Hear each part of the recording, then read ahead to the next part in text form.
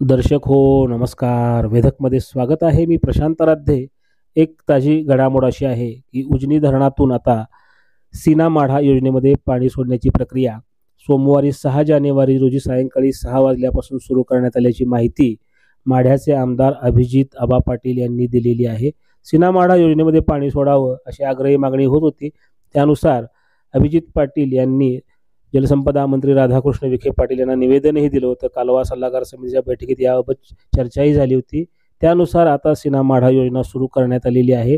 3 pump सुरू करण्यात आले आणि 120 क्युसेक्सचा विसर्ग हा सोडण्यात आला आहे सुरुवातीला, अशी माहिती पाटील यांनी दिलेली आहे.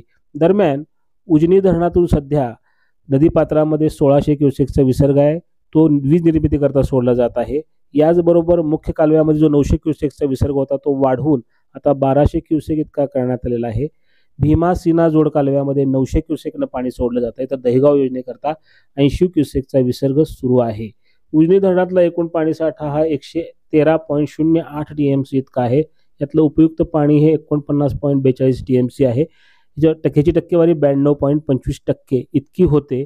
दरम्यान दुपारी उन्हाची तीव्रता वाढती आहे. मागील 24 तासामध्ये जवळपास 4.58 मिलीमीटर म्हणजे 0.90 दशलक्ष घनमीटर इतक्या पाण्याचं बाष्पीभवन नोंदलं गेलेलं आहे. गोविंद शिल्प घेऊन येत आहे एकूण 80 ट्विन बंगलोचा भव्य दिव्य पंढरपुरातील एकमेव प्रकल्प.